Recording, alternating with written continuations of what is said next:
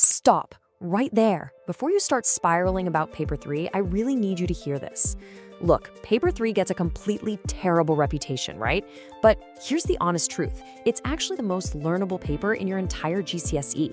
Why? Because it isn't about memory. It's about skills. You don't need to cram any more facts into your head. You literally just need to know the rules of the game. Okay, so Section A, Issue Evaluation. You know this is based on that pre-release booklet you've been studying. Now the absolute golden rule here, use the booklet, but please do not just copy it word for word. And here is the absolute biggest trap of Section A.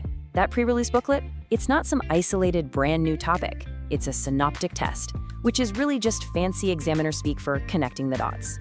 See, the exam board has deliberately chosen an issue that links right back to the physical and human geography you already learned for papers 1 and 2. So when that pre-release booklet lands in your hands 12 weeks before the exam, you've got to play a game of spot the topic. You've got to ask yourself, does this link to urban sprawl? What about deforestation? Or maybe the development gap? And hey, really watch your vocabulary here.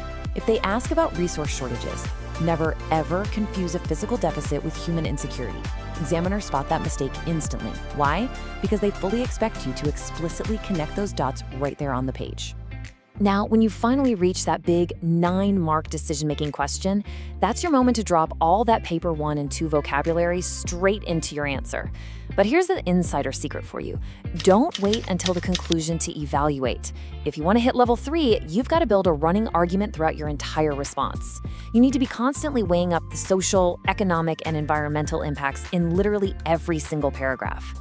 That's social, economic, and environmental. You've got to argue your judgment with absolute confidence, right from the start all the way to the finish. All right, let's talk maths. Did you know that 10% of your entire geography GCSE is awarded just for math skills across the 3 papers? And paper 3, that is exactly where you can easily scoop those marks right up. So make sure you spend some time brushing up on exactly 4 critical calculations.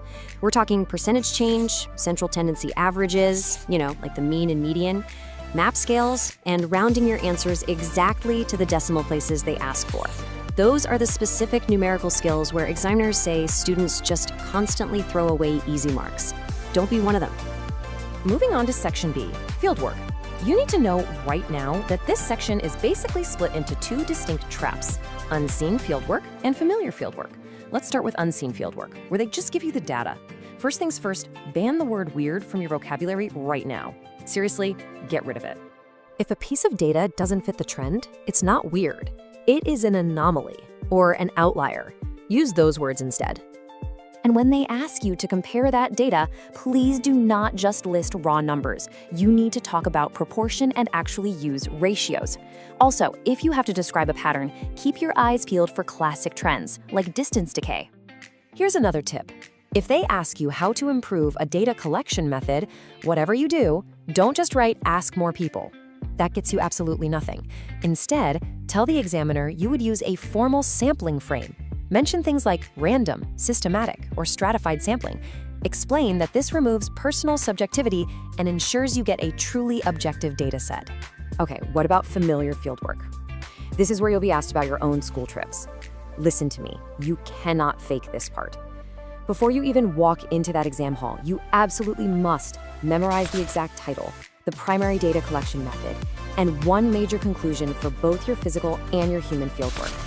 Oh, and I've got a quick cheat code for you here. If you did an environmental quality survey, criticize it. Tell the examiner that the data was highly subjective. They love that. Finally, we need to talk about the golden trio. You've got to know these 3 terms and keep them perfectly straight in your head. First up is accuracy. Basically, how close was your data to the true value? Or did human error end up messing it up? Second is reliability. Ask yourself, if someone completely different repeated your method, would they actually get the exact same results? And the third is validity. Did your results actually end up answering your original hypothesis? Those 3 terms, they are definitely not interchangeable. Examiners can tell right away when students confuse them, but you won't. And honestly, that's the whole shebang. Master these rules and you're already far more ready than you probably think you are. So the only question left for you is this: are you ready to beat the examiner at their own game?